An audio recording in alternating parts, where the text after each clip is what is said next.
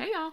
So I am in the process of batch recording a few book reviews that are short that I'm just going to post up because it occurs to me that I haven't done a lot of just review videos. What I usually do is review a book and then do some extra something like some purchases or a book box or a tea or whatever. So this one is just going to be a review of the final revival of Opal and Nev.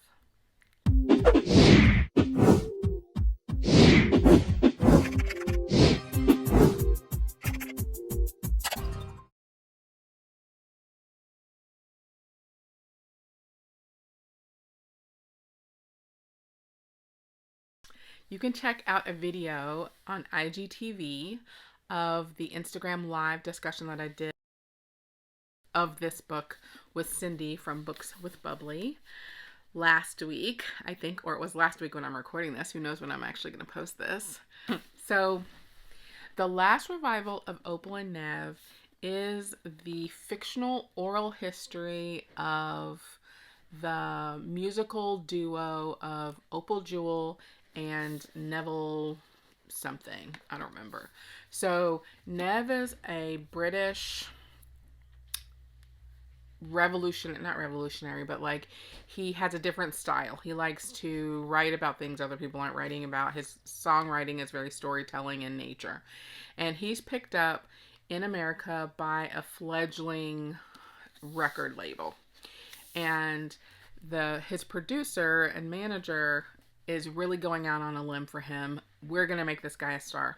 Nev thinks that he needs a new sound. He needs a front person, a vocalist who is really just different and compelling.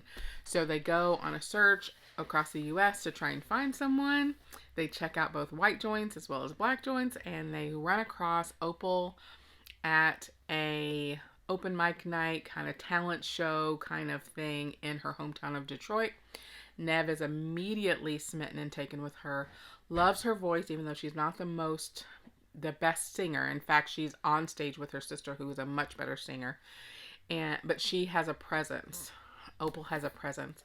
He really wants her. She is what people would call difficult to manage. She's very opinionated. She has lots of ideas, and she doesn't just jump at the chance to get out of her horrible situation in Detroit because she knows what her worth is.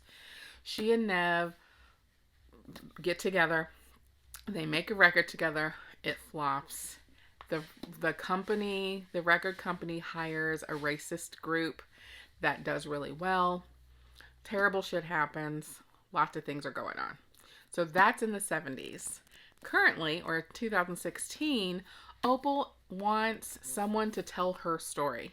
And the person she chooses is the daughter, who happens to be the editor of a magazine, the daughter of the man she was sleeping with during her time with Neville. The married man she was sleeping with. And that man got killed because he was at a concert or benefit or like a showcase working for Opal.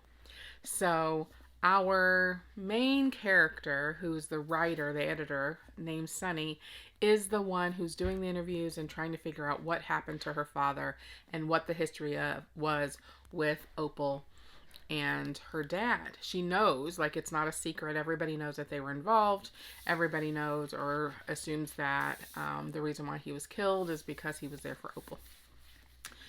So it's a really good story. If you have read, the book that it's really being compared to more than anything is Daisy Jones and the Six. So if you've read Daisy Jones and the Six, because it's written in that style, that interview style, with some narrative history on some of the chapters, on Sunny's chapters. So if you've read Daisy Jones and the Six, the seven husbands of Evelyn Hugo, both of those were written by Taylor Jenkins Reid, and the memoir of Jennifer Lewis. If those three books got together for a fabulous literary orgy of books, the baby that comes from that would be Opal and Nev. It's a great exploration of race relations. It's wonderfully rich with music references and historical references between the early 70s and now. And